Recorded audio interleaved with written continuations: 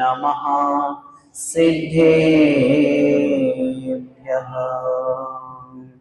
तीन भुवन में सार वीतराग विज्ञान का, शिव स्वरूप शिव का नमः त्रियोग समाहिके, नमः त्रियोग समाहिके, नमः त्रियोग समाहिके।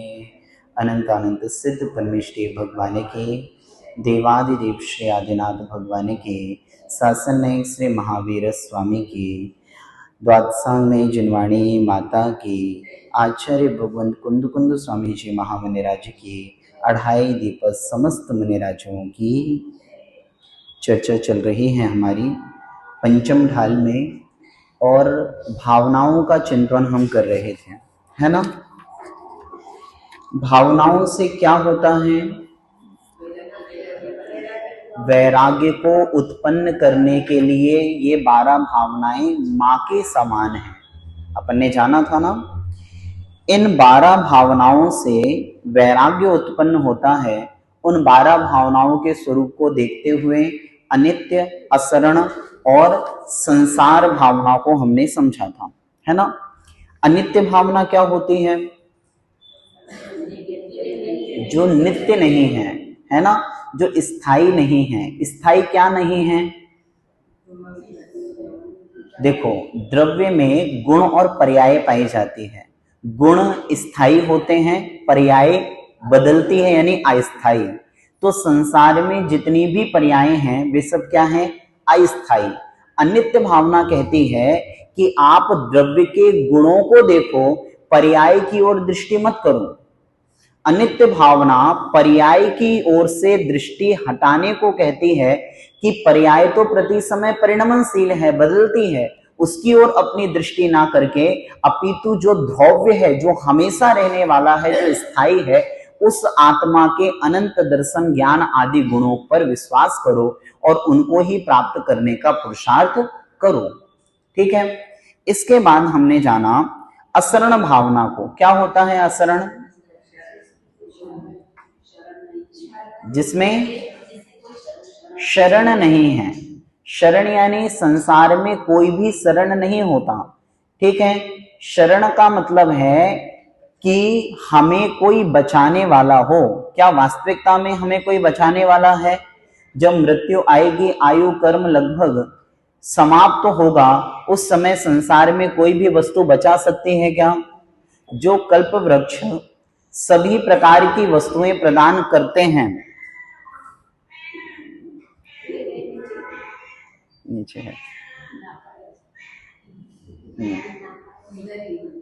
वहाँ आराम से चलिए,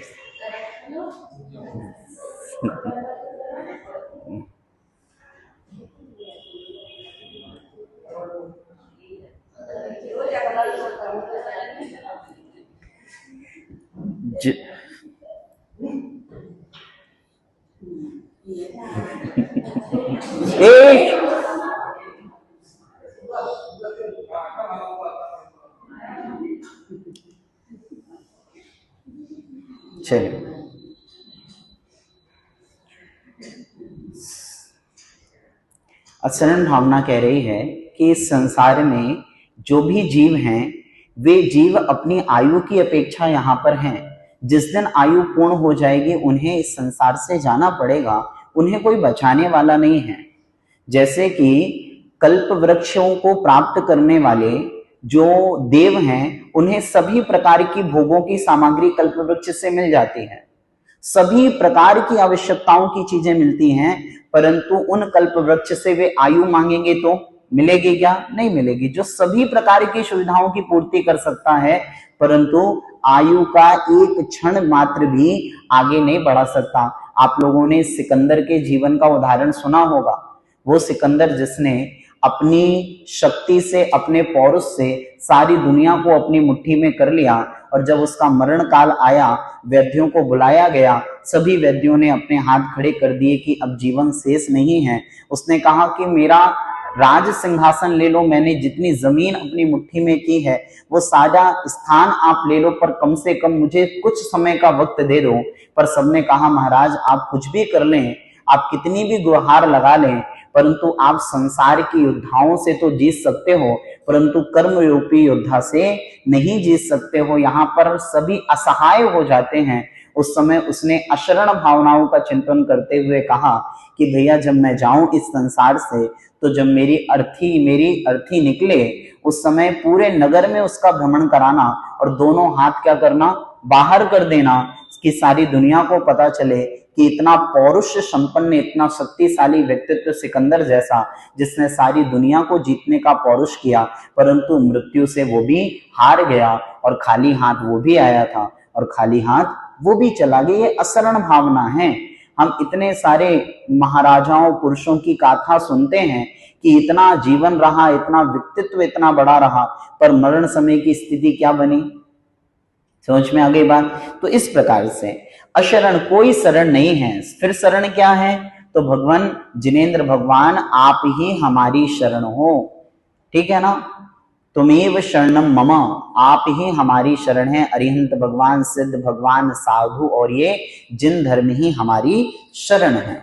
इसके बाद हमने जाना संसार भावना के बारे में, कि जीव राग द्वेष रूपी परिणामों के माध्यम से क्या करता है, इस संसार में पंच परावर्तन करता है।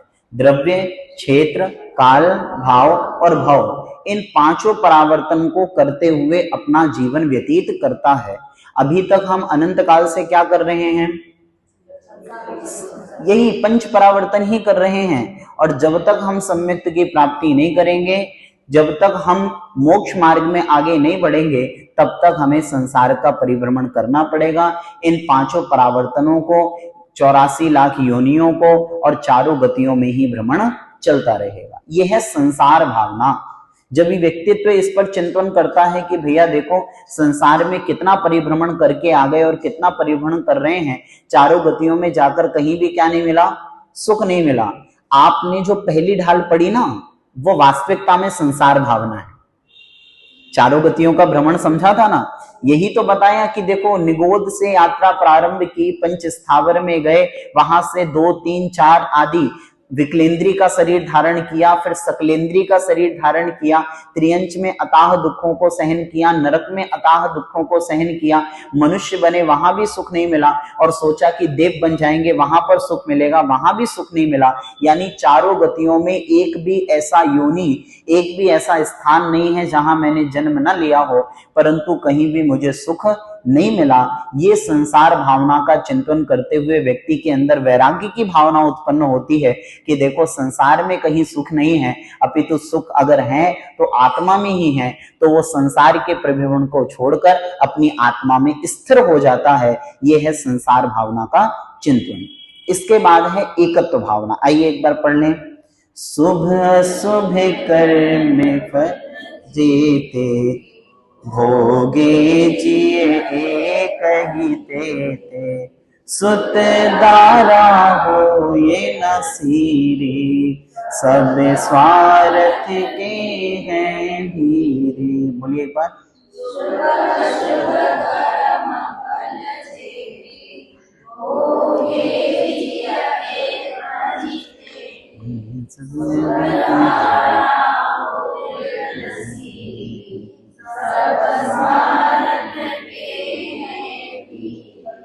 कह रहे हैं एकत्व भावना यानी एकत्व, अकेला हूं। कैसे अकेला हूं, कैसे सिद्धि हो इस बात की, तो कहा शुभ अशुभ कर्म फल जेते। शुभ और अशुभ कर्मों का जो फल है, शुभ यानी हमारे पुण्य कर्म, अशुभ यानी हमारे पाप कर्म।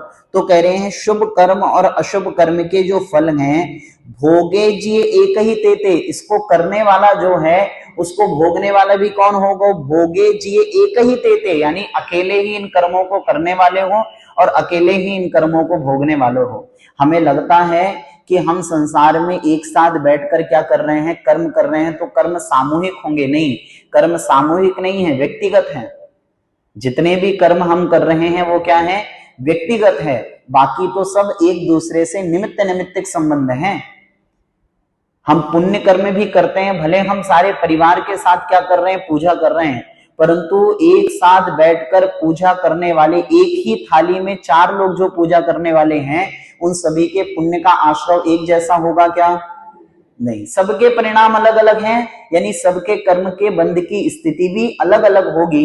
भले द्रव्य एक हो, निमित्त एक हो, विधान एक हो, परंतु कर्म की स्थिति क्या है, सबकी अलग अलग है, क्योंकि सभी के कसाय अलग अलग है, सभी के लेश्याएं अलग अलग हैं, सभी के परिणाम अलग अलग हैं। जैसे परिणाम होंगे वैसे ही क्या होगा, बंध होगा।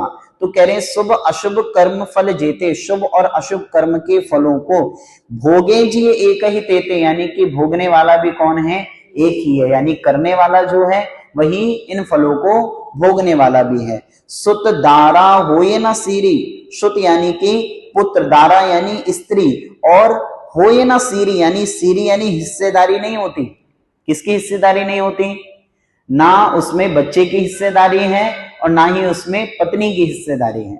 वो कथा आप लोगों ने सुनी होगी कि एक व्यक्ति कमाने वाला था घर में, और वो कमाने वाला व्यक्ति अपने परिवार से बड़ा प्यार करता था, बड़ा स्नेह करता था। अचानक किसी संत महात्मा से टकराया और उनके पास बैठा, और वो जब वैराग्य पर प्रवचन दे रहे थे, वो कह रहे थे एकत्व भावना पर प्रवचन करते हुए कि संसार में कोई भी मेरा नहीं है, कोई भी नहीं है अपना, कोई भी आपसे प्रेम नहीं करता है।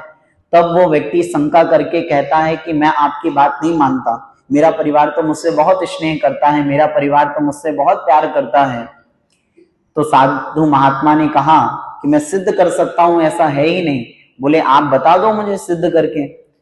बोले एक काम करो, घर जाना और कहना मेरी तबीयत खराब है, और जाकर बेहोश हो जाना। बोले ठीक है। घर गया, बेहोश हो गया। सामने से महात्मा निकल रहे थे, घर वालों ने उनको कहा कि भैया इनकी तबीयत खराब है, आप कुछ कर सकते हैं क्या? महात्मा पहुंचे, वही महात्मा थे, पहुंचे और उन्होंने कहा कि अब इनकी जान बचाने के लिए सिर्फ एक ही उपाय है। बोले क्या उपाय है? बोले उपाय ये है कि इनके जीवन को तो मैं दे दूंगा, परंतु इनके जीवन के बदले किसी को अपना जीवन क्या करना पड़ेगा, देना पड़ेगा। ये जो गिलास का पानी है, ये गिलास का पानी आपको पीना पड़ेगा, और इस गिलास के पानी में क्या होगा, आपकी तो मृत्यु हो जाएगी, परंतु क्या हो जाएगा, इनको जीवन मिल जाएगा। क्रम से वो गिलास का पानी सभी के पास गया। जो माँ कह रही थी कि मेरा बेटा ही जीवन है, पिता कह रहा था मेरा एक ही सहारा है, पत्नी कह रही थी यही सब कुछ है, पिता पुत्र कह रहे थे कि यही मेरे लिए सब कुछ है, और ये सब क्या हो गए, पीछे हट गए। जब व्यक्ति को पता चला कि वास्तविकता में क्या है, संसार में एकत्व ही है, इस संसार में और कोई हिस्सेदारी अपनी नहीं है, इसीलिए अपन दूसरों के बहाने से जो कर्म कमा रहे हैं, कर्म वो भोगने अपन को ही पड़ेंगे।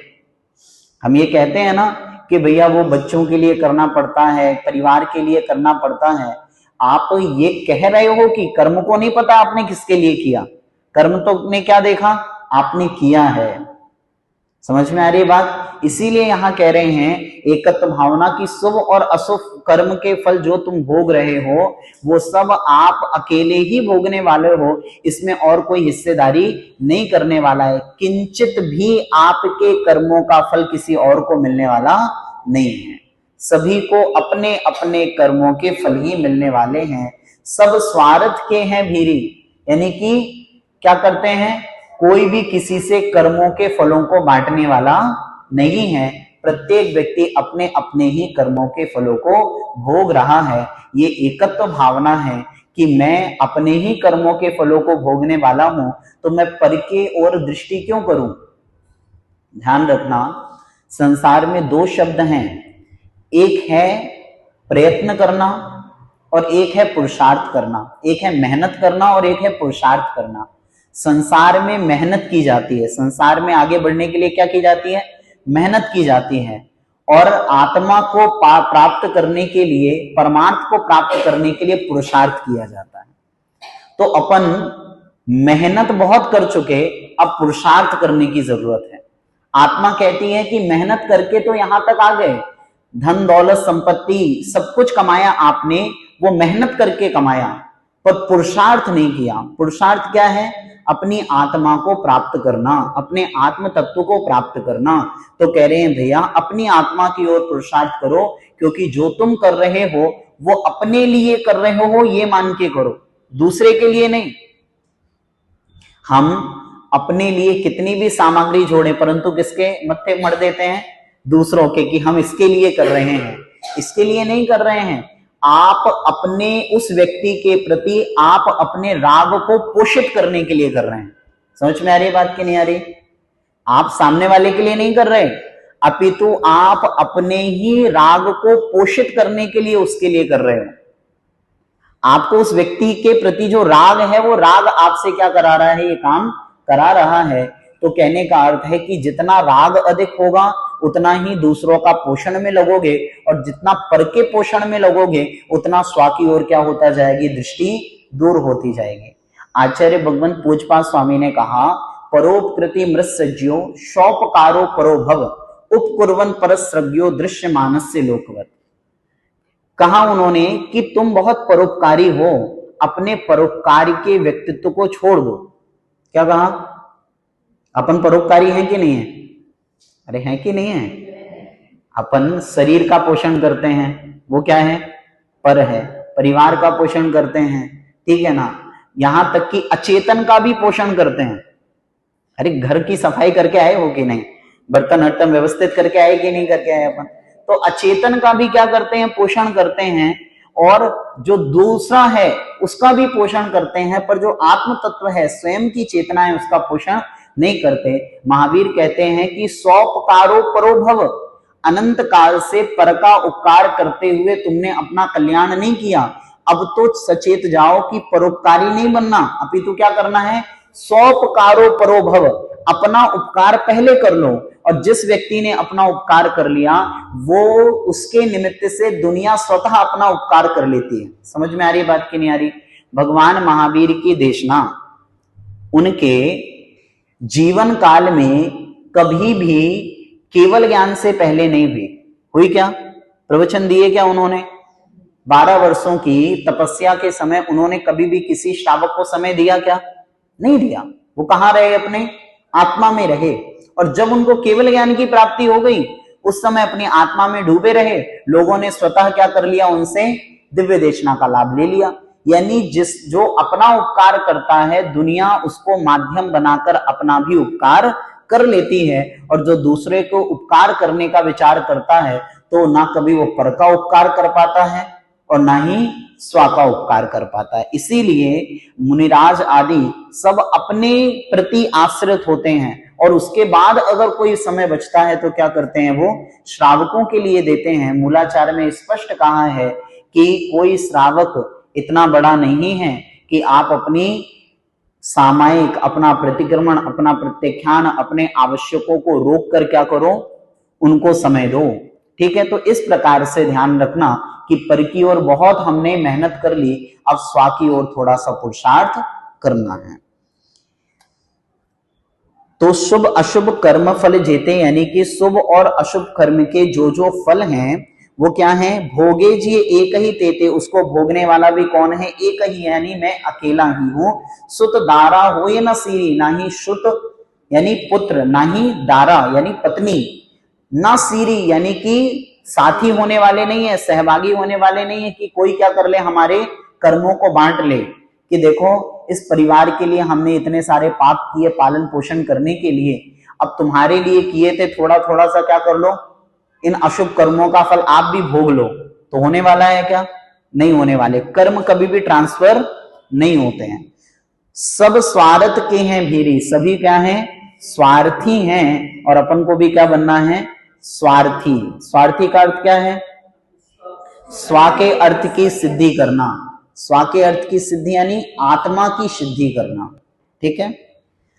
अब अन्यत्व भावना, जय जल पे जो जितन मिला, पे भिन्न भिन्न नहीं बेला, जो प्रगटे जुते धन धामा, क्यों है एक बिल सुत रामा। बोलिए।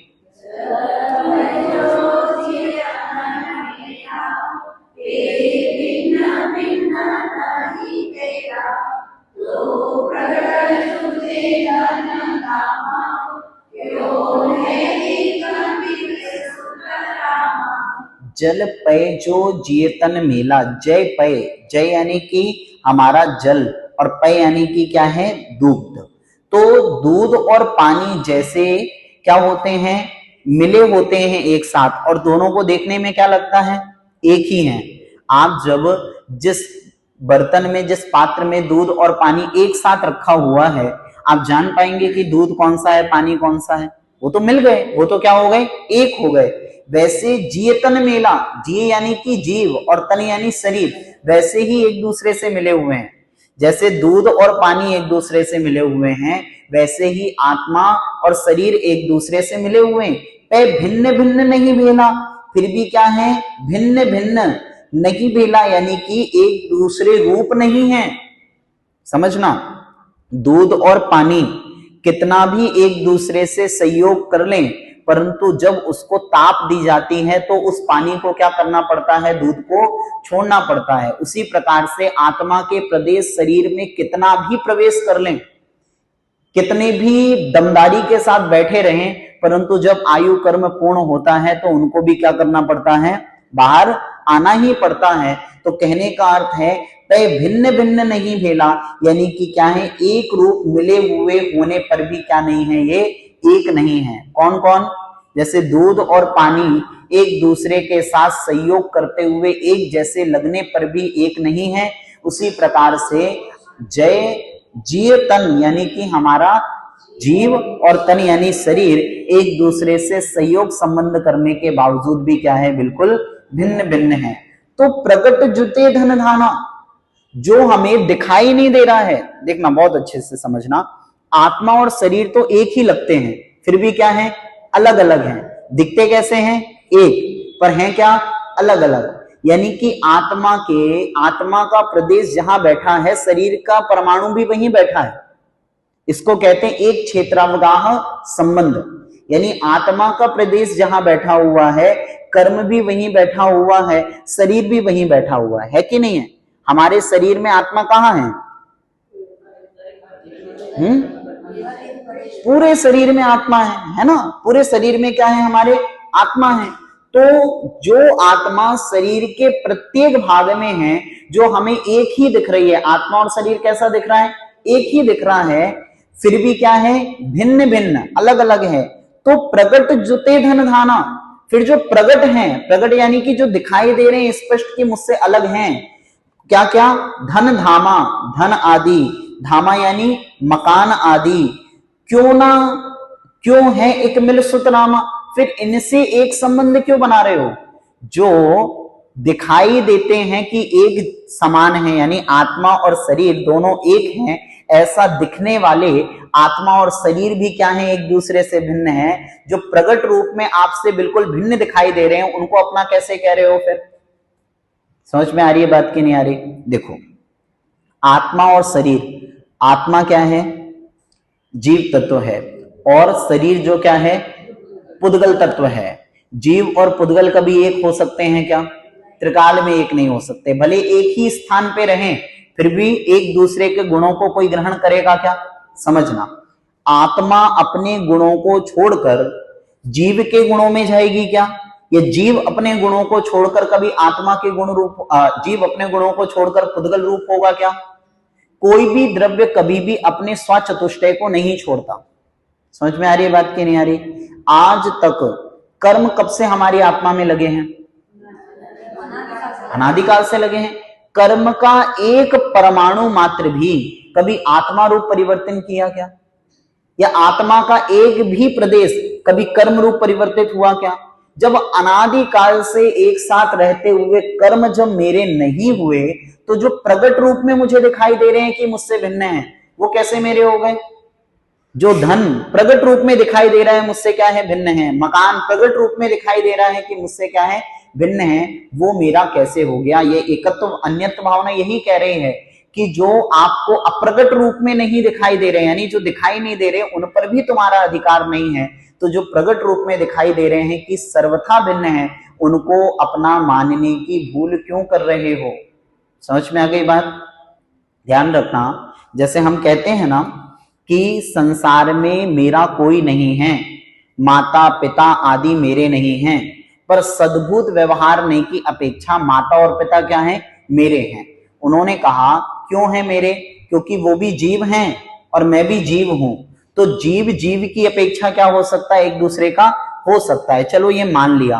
परंतु मकान मेरा है, अब पिता का मकान मेरा मकान हो गया। पहली बात तो पिता वो भी क्या है, व्यवहार की अपेक्षा मेरे हैं, वास्तविकता में मेरे नहीं है, ठीक है। और उनका मकान क्या, यानी कि पर जीव, और उस जीव की भी अचेतन वस्तु क्या हो गई, मेरी हो गई। तो क्या वास्तविकता में मेरी हो सकती है? वो सर्वथा अचेतन है, वो सर्वथा मुझसे भिन्न है, वो मेरी नहीं हो सकती है। तो फिर क्या, अभी आप लोग घर जाओगे तो अपनी अपनी स्लीपर ही पहनकर जाओगे ना, अपनी सैंडल ही पहन के जाओगे, दूसरों की क्यों नहीं जाओगे? हाँ, कि ये मेरी है, यही तो बोल के जाओगे, क्या बोलोगे फिर? हाँ, आप गलत नहीं कह रहे हो। व्यवहार की अपेक्षा, असद्भूत व्यवहार की अपेक्षा जो चप्पल आपने बाहर रखी है वो आपकी ही है, पर ये सब क्या है, असद्भूत व्यवहार है। 12 भावना आपको निश्चय की ओर ले जाती है, व्यवहार की ओर नहीं ले जाती, ध्यान रखना। व्यवहार धर्म से आपको दूर करने का प्रयास करती है, वो क्या करती है, आपको निश्चय की ओर लेकर जाती है। 12 भावना का काम ही है कि जो आपको संसार से हटाकर कहां लेकर आए, आत्मा की ओर लेकर आए, ठीक है। अन्यत्व भावना कह रही है इस जीव तत्व, उसके ज्ञान दर्शन के गुण के अलावा इस संसार में कोई भी वस्तु मेरी नहीं है, ऐसा विचार करना। जय पय जो जियतन मेला, जैसे जल और पय यानी कि दूध जो एक मेल होते हैं, उसी प्रकार से जियतन यानी कि जीव और शरीर भी एक हैं। पय भिन्न भिन्न नहीं बेला, फिर भी क्या है, जो कि भिन्न भिन्न रूप दिखाई भी नहीं देते हैं, फिर भी क्या है, एक दूसरे से भिन्न भिन्न हैं। तो प्रगट जुते धन धाना, जो प्रगट रूप से क्या दिखाई दे रहे हैं, भिन्न भिन्न दिखाई दे रहे हैं, क्यों है एक मिल सुतरामा।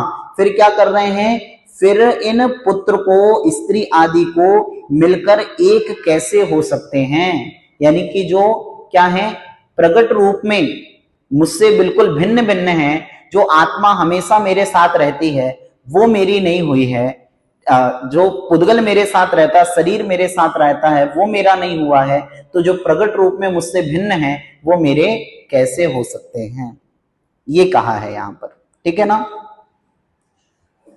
संसार मान्यता से चलता है भैया। जब आप किसी को मान लेते हो कि मेरा है, तो वो वस्तु कितनी भी दूर हो अपना विकल्प छोड़ देती है। आपका बच्चा यहां से हजारों किलोमीटर दूर बैठा है, ठीक है ना, समुद्र पार करके कहीं अमेरिका के किसी शहर में बैठा हुआ है, परंतु जो मान्यता है उसके विकल्पों को किसका विकल्प बना देती है, किसका बना दिया, अपना बना दिया कि नहीं। और आपके ही फ्लैट के बाजू वाले को कुछ हुआ, उससे आपको कोई फर्क पड़ा क्या? 10 फीट दूर आपको फर्क नहीं पड़ा, एक दीवार के इस तरफ आपको फर्क नहीं पड़ा, परंतु हजारों किलोमीटर दूर पर बैठे हुए किसी व्यक्ति का विकल्प मेरा हो गया। क्यों हो गया? ये मान्यता है। जब हम मान लेते हैं, राग कर लेते हैं, तो राग क्या करता है, उसके कारण कर्म बंध जाते हैं, परंतु जिससे राग नहीं होता उससे कर्म नहीं बंधता है। समझ में आ गई बात? तो इस प्रकार से अन्य, तो ये सब अन्य हैं, मुझसे भिन्न हैं, मुझसे पर हैं। आइए, असुचि भावना।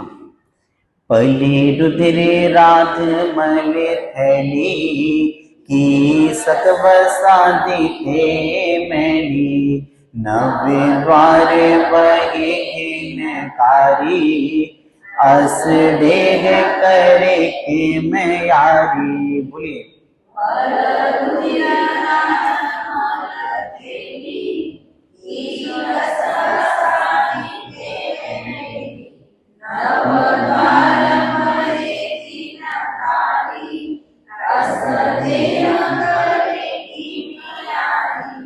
पल रुधिर राध मल थैली, क्या है कि पल यानी माश, रुधिर यानी कि रक्त, राध यानी कि पीप, ठीक है, मल यानी कि विष्टा, थैली यानी इन सब की क्या है, ये देह थैली है, जिस थैली के अंदर क्या है, विभिन्न प्रकार की रक्त है, मांस है, पीप आदि है। कीसक वसादिते मैली, क्या है उसमें, कीसक, कीसक यानी हड्डियां, ढांचा, और वसादी, वसा यानी कि चर्बी, ठीक है ना। तो इससे ही क्या है, ये मैली है, अपवित्र है। शरीर कैसा है, शरीर के ऊपर की स्किन को हटा दिया जाए, सिर्फ इस ऊपर की स्किन को, फिर वास्तविकता देखी जाए तो कैसा है शरीर।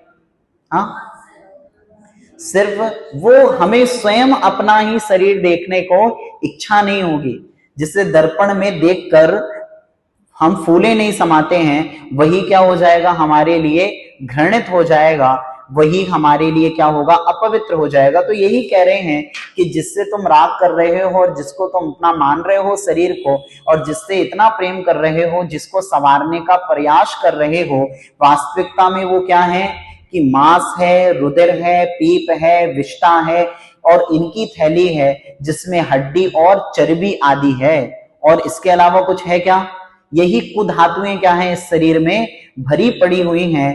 नव द्वार बहे घिनकारी, 9 प्रकार के द्वार क्या हैं, प्रति समय मल आदि क्या हो रहा है, जहां से बहता जा रहा है, ठीक है ना। पृष्ठ भाग से, अग्रभाग से, हमारे कानों से, हमारे नेत्रों से, हमारी नासिका से, और यहाँ हमारे सिर आदि और हमारे रोम छिद्र आदि, इनसे क्या होता है, मल निकलता है। 9 मल द्वार क्या है, प्रति समय क्या है, जिससे मल का प्रसव हो रहा है, मल क्या हो रहा है, निकलता जा रहा है। अस देह करे कि मियारी, ऐसे जो शरीर है, अस यानी ऐसे अपवित्र देह यानी शरीर से, यारी यानी कि प्रेम कौन करे, यानी कि कौन करेगा। इतनी घृणित काया, इतनी घृणित चीज से कोई स्नेह कर सकता है क्या, प्रेम कर सकता है क्या, कैसी है वो चीज। तो कह रहे हैं पल रुधिर राधमल थैली, किसकी थैली है वो, मांस की, रुधिर की और पीप आदि की क्या है, वो थैली है, और जिसमें क्या है, हड्डियां हैं और चर्बी आदि भरी हुई है। ऐसे 9 प्रकार के मल द्वार क्या है प्रति समय, जहां से मल का रिसाव हो रहा है। ऐसे घिनकारी देह जो कि अपवित्र है, उससे देह करे कि में यारी, यानी कि कौन व्यक्ति होगा जो क्या करेगा, इससे यारी करेगा या फिर स्नेह करेगा, यानी कि कोई नहीं करेगा। असुचि भावना का मुनिराज विचार करते हैं, जैसे गज कुमार मुनिराज के सिर पर जलती हुई सिगड़ी रख दी, महाराज क्या विचार कर रहे होंगे, अरे किसकी चिंता करूं, क्या उस शरीर की चिंता करूं जिस शरीर में 9 मल द्वार बह रहे हैं, या आत्मा की चिंता करूं जिस आत्मा से क्या हो जाएगा, मेरा मोक्ष पद की प्राप्ति होगी। किसकी ओर ध्यान होना चाहिए था, आत्मा की ओर, आत्मा की ओर ध्यान किया उन्होंने, तो वो सिगड़ी, जलती हुई सिगड़ी भी सिर पर रख दी गई, फिर भी क्या नहीं हुआ, कोई विकल्प नहीं आया। तो कहने का अर्थ यह है कि वस्तु से जितना ममत्व होगा उतना विकल्प होगा, और वस्तु से जितना ममत्व कम होता जाएगा उसके प्रति विकल्प भी कम होते चले जाएंगे, वास्तविकता है, ठीक है ना। जितना ममत्व वस्तु से है वो वस्तु का विकल्प भी उतना ही है, और जितना कम ममत्व है उतना कम क्या है, विकल्प है। चक्रवर्ती है, रह रहा है अपने घर में परिवार के साथ, 96,000 रानियां आसपास क्या है, घूम रही हैं, क्या है, सभी प्रकार के 32,000 प्रकार के मुकुटबद्ध राजा जिनके चरणों की वंदना करते हैं, आश्रय लेते हैं, ठीक है। 84 खंडों का क्या है, उसका महल है। इतने बड़े महल में रहने वाला वो राजा भी, चक्रवर्ती भी, ममत्व भाव ना होने के कारण घर में रहकर भी कैसा है, जलते भिन्न कमल है। और अगर वो ममत्व करेगा तो वही संसार में फंस जाएगा। भरत चक्रवर्ती अगर ममत्व में फंसे रहते तो इतने परिग्रह होने के बाद भी, इतनी सारी वस्तुएं आसपास होने के बावजूद भी, क्या अंतर्मुहूर्त में केवल ज्ञान की प्राप्ति हो पाती, नहीं हो पाती। क्यों हो पाई, क्योंकि उन्होंने अपना पुरुषार्थ घर से ही प्रारंभ कर दिया था। जब बाहुबली को देखकर उनके अंदर वैराग्य की परिणति आई, उनके अंदर पश्चाताप की भावना आई, उस समय से उनके अंदर वैराग्य पलता चला जा रहा था। भले उनके तन के ऊपर कपड़े थे, ठीक है। एक आदि पुराण में एक शब्द आया है, चेलो वृव मुनिरव, यानी कि चेल यानी कपड़े पहने हुए मुनि के समान। किसके समान, कपड़े पहने हुए मुनि के समान। भरत चक्रवर्ती जब सामायिक आदि करते थे तो उस समय ऐसा लगता था कि मानो कोई मुनि हो, परंतु क्या हो, ऊपर से वस्त्र आदि का किसी ने उपसर्ग कर दिया हो। क्या कर दिया हो? मुनि है पर किसी ने क्या कर दिया, ऊपर से उपसर्ग के रूप में वस्त्र डाल दिया हो। इस प्रकार से वो सामायिक करते थे। आचार्य श्री ज्ञान सागर जी महाराज ने एक बार कुछ विद्वानों को कहा कि मैं विद्याधर को आगे बढ़ाना चाहता हूं, इनकी परीक्षा लो जाकर कि अपने आवश्यकों का पालन कैसे करते हैं।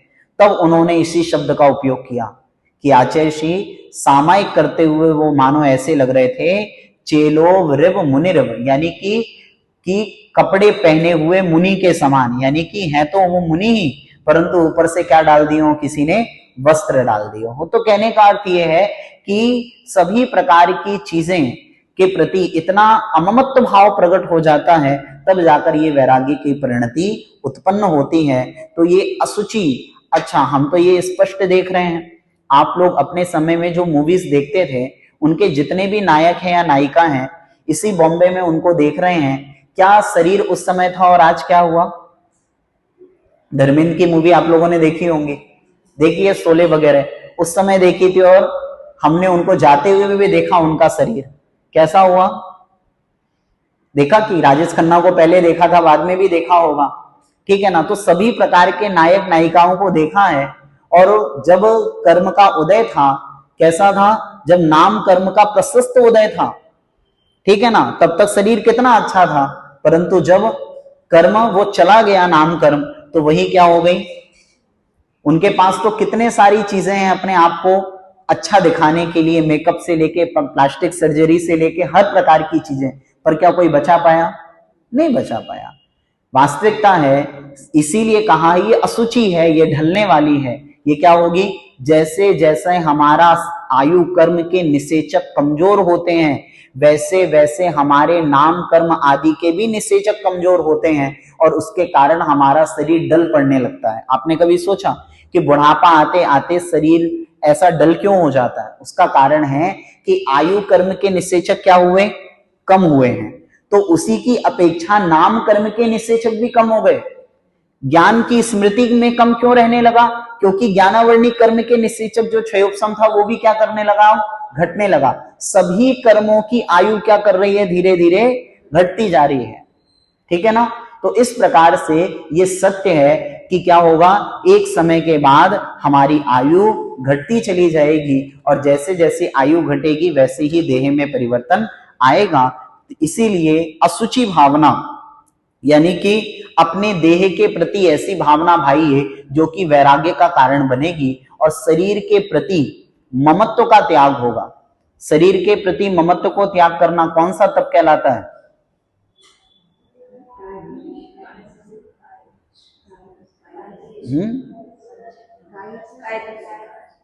व्युत्सर्ग, है ना। शरीर के प्रति ममत्व का त्याग करना व्युत्सर्ग है। काय क्लेश तो क्या है कि सहन करना, वो सहन करने के अर्थ में आता है। क्या करना? कि काय में होने वाले परिश्रमों को क्या करना? सहन करना, क्योंकि ममत्व भाव क्या हो जाए? कमजोर हो जाए। यहां पर क्या कहा है? ममत्व को त्यागना, ठीक है। अंतरंग तप के अंतर्गत आता है, ठीक है ना। काय क्लेश बहिरंग तप हो गया, वो दिखाई देता है अपन को, ठीक है ना। परंतु बिना व्युत्सर्ग के काय क्लेश नहीं हो सकता। जब तक व्युत्सर्ग तप नहीं होगा, यानी ममत्व को छोड़ने की भावना नहीं होगी, तब तक आप काय क्लेश कर ही नहीं सकते, ठीक है ना।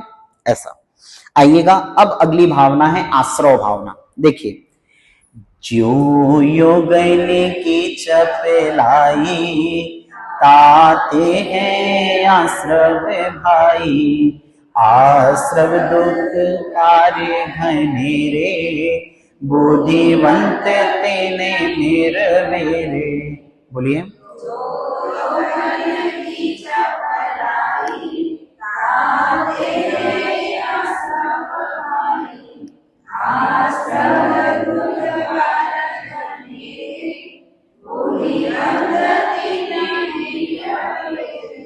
जो योगन की चपलाई, योगन, योग यानी मन योग, वचन योग और काय योग, इनकी क्या है? चपलाई यानी चंचलता।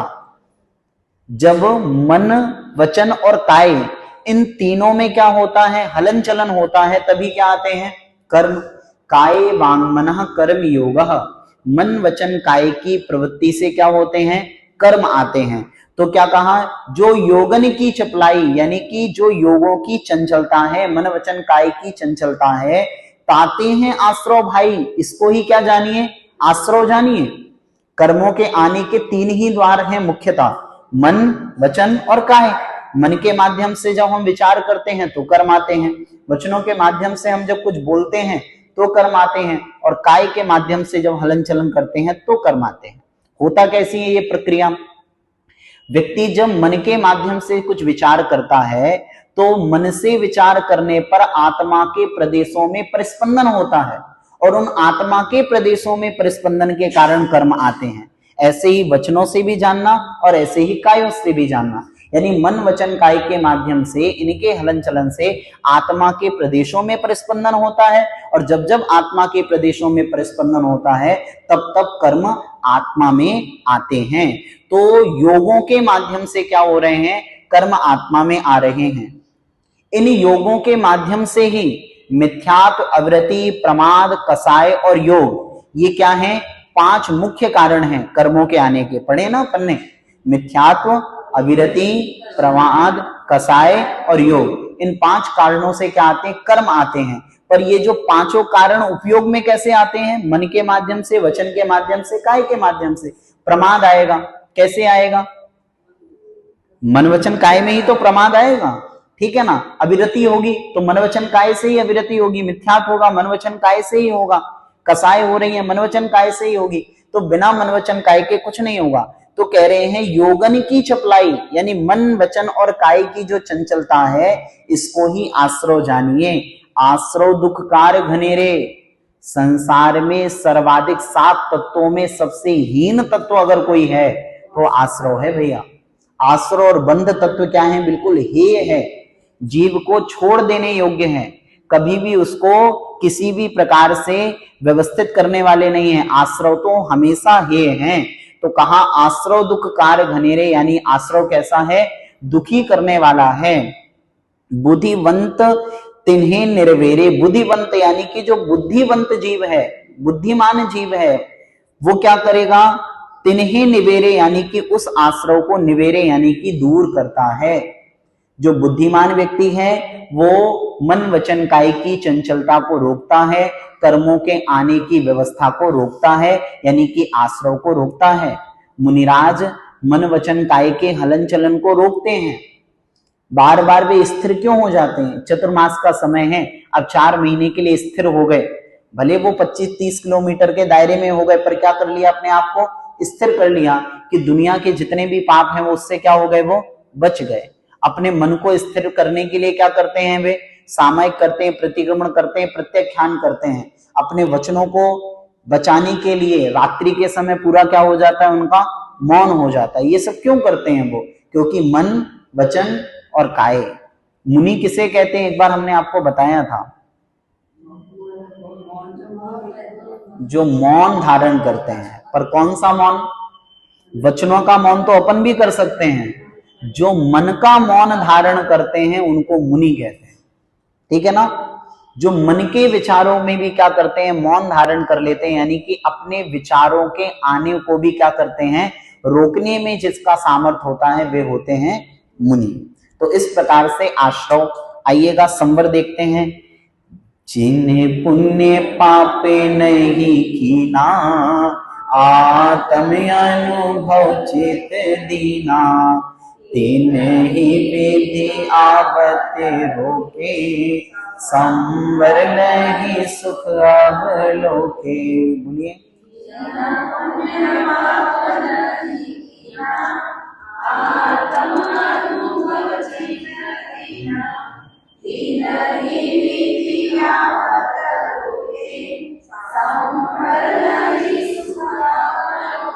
एक बार और पढ़िए इसे।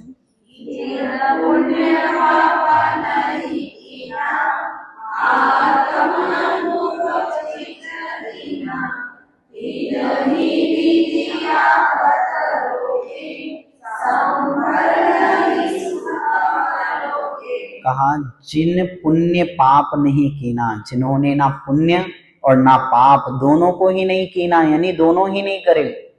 पुण्य भी क्या है, बंद है, और पाप भी क्या है, बंद है। तो जिन्होंने पुण्य पाप नहीं कीना, ना ही उन्होंने पुण्य और नहीं पाप किया है, क्या किया फिर, आत्म अनुभव चित दीना, आत्मा के अनुभव में चले गए। वास्तविकता में संवर कौन करता है, संवर के कारण बताइए चलिए, किस किस के माध्यम से संवर होता है, कैसे होता है संवर, धर्म, अनुप्रेक्षा, परिचय, जय और चारित्र। अब ये सारी चीजें का पालन कौन करता है, गुप्ती, समिति, 10 धर्म, अनुप्रेक्षा यानी 12 भावना, और परिचय, जय और सामायिक आदि चारित्र, है ना। ये छठे गुण स्थान से सामायिक आदि चारित्र बनता है। तो ये सब कौन करता है, मुनि करते हैं।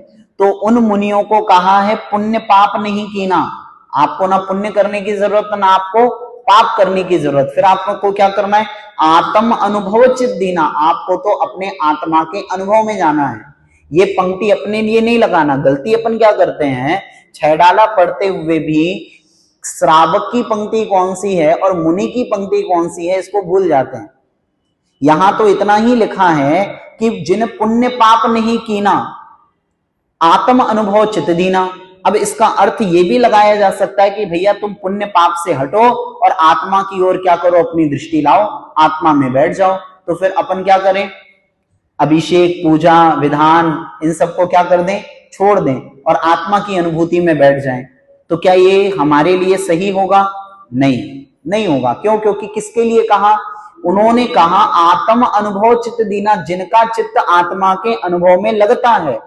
किनका लगता है, तो संवर के कारण ही गुप्ती, समिति, धर्म, अनुप्रेक्षा और परिचय, जय और चारित्र हैं। इन 6 कारणों में से एक भी कारण अपने पास नहीं है। ना हमारे पास कोई गुप्ती है, ना समिति है, ना धर्म है, ना अनुप्रेक्षा है, ना परिचय, जय और ना ही हमारा कोई चारित्र है। कौन सा चारित्र है अपना, बताओ। अरे सम्यक चारित्री है ही नहीं अपन सम्यक दृष्टि हैं, सम्यक ज्ञानी हैं, और सम्यक चारित्री हैं क्या। तो जब अपना सम्यक चारित्र है ही नहीं, अपना कोई चारित्र ही नहीं है, तो आत्म अनुभव चित्त दीना, आत्मा का अनुभव हो पाएगा क्या, नहीं हो पाएगा। समझ में आ गई बात। तो यहां कह रहे हैं कि अपन को क्या करना, अपन तो भैया पुण्य करें, और पुण्य से क्या करें, पाप से बचें। अपन पुण्य क्यों करते हैं, पाप से बचने के लिए। ध्यान रखना, पुण्य, देखो 2 चीजें ध्यान रखना, पुण्य पाप कर रहे हो तो पुण्य की आवश्यकता है। जिस दिन पाप करना छोड़ दोगे पुण्य की आवश्यकता नहीं होगी। आचार्यों ने कहा श्रावक को दान के लिए कहा गया, दान पुण्य की क्रिया है कि नहीं है, तो दान तब तक उसके लिए कहा गया है जब तक आप क्या कर रहे हो, पैसे कमा रहे हो। जिस दिन आप नहीं कमा रहे हो उस दिन कहा कि आपको दान देने की जरूरत नहीं है, कोई बात नहीं, बिना कोई दिक्कत नहीं है, चल जाएगा। मुनिराज को कहीं कहा दान देने के लिए, बिल्कुल नहीं कहा। उन्होंने कहा कि आपने किसी प्रकार का पाप नहीं किया, इसीलिए आपको कोई पुण्य की आवश्यकता भी नहीं है। अगर मुनिराज अपना भोजन स्वयं बनाते हैं क्या, नहीं बनाते। हम अपना भोजन बनाते हैं, इसीलिए अपन को मंदिर में पूजा भी करनी जरूरी है। महाराज स्नान करते हैं क्या, नहीं करते। तो जब वो पाप की क्रिया नहीं करते, इसीलिए उनको अभिषेक करके पुण्य की क्रिया करनी भी जरूरी नहीं है। तो अगर पाप को छोड़ सको तो पुण्य को नहीं करना, अगर पाप कर रहे हो तो फिर उस पाप से बचने के लिए क्या करना, पुण्य करना। ठीक है, तो जिन पुण्य पाप नहीं कीना, जो पुण्य और पाप से क्या है, बिल्कुल दूर हैं, आत्म अनुभव चित दीना, आत्मा के अनुभव में लगे हुए हैं, चित लगाया हुआ है।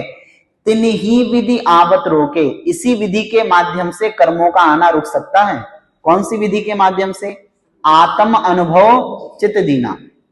जैसे अपन ने चर्चा की थी ना कि संसार में जब भी कोई भी भय आता है, कोई बाहरी कोई व्यवधान आता है, तो कछुआ कहां जाता है, अपने आप को समेट लेता है, अपने अंदर चला जाता है। उसी प्रकार से मुनिराज के जब कर्मों का उदय आता है तो पर की ओर नहीं भागते, अपितु कहां आ जाते हैं, अपनी आत्मा में डूब जाते हैं। तो जब जब अपनी आत्मा में जीव डूबता है तो कर्मों का उदया भाव भी उनको डिगा नहीं पाता।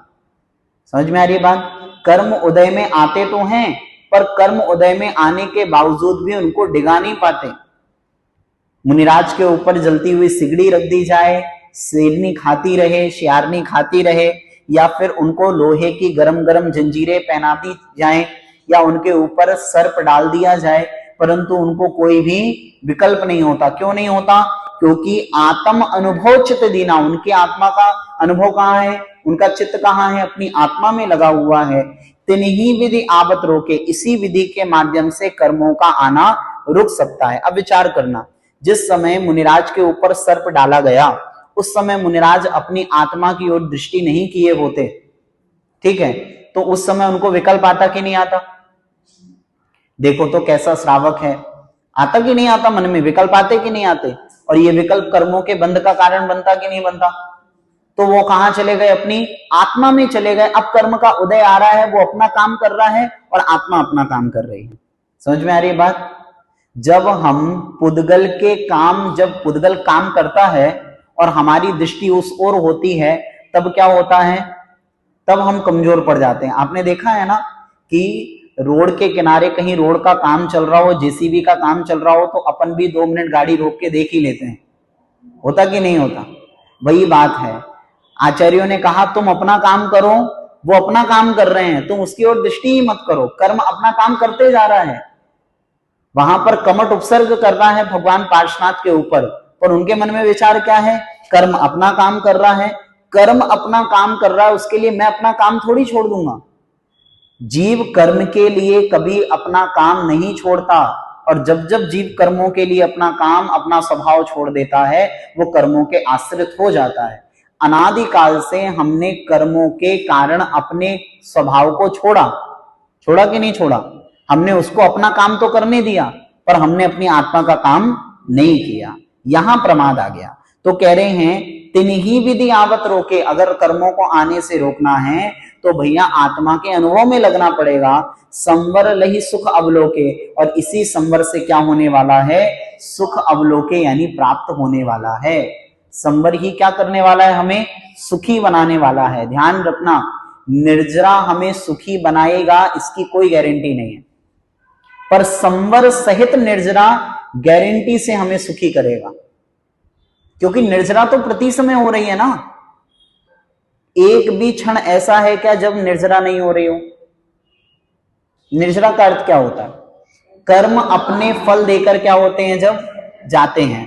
तो कर्म तो प्रति समय फल दे रहे हैं कि नहीं दे रहे? तो उससे कोई फायदा होगा क्या? नहीं। बात तब बने जब कर्म उदय में आए, परंतु उदय में आकर कर्म जब जा रहे हों पर नवीन कर्मों का बंध ना हो, नए कर्म ना बंधे।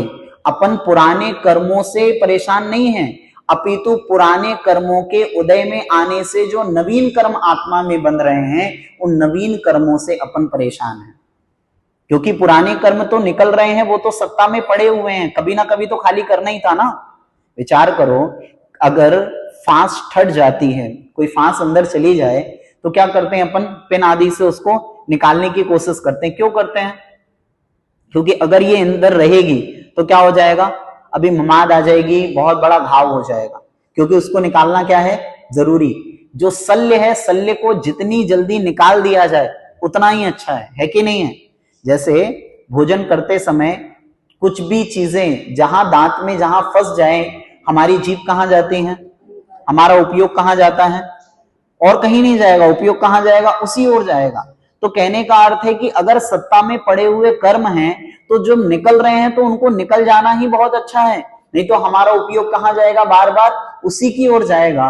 तो कहने का अर्थ है कि उन कर्मों का निकलना तो बहुत अच्छा है, पर वे कर्म निकलते हुए कोई नवीन क्या दे दें हमें? नवीन कर्म का बंद करा देंगे तो वो हमारे लिए अच्छा नहीं है। ठीक है ना? तो नवीन कर्मों के बचने का नाम ही संवर है।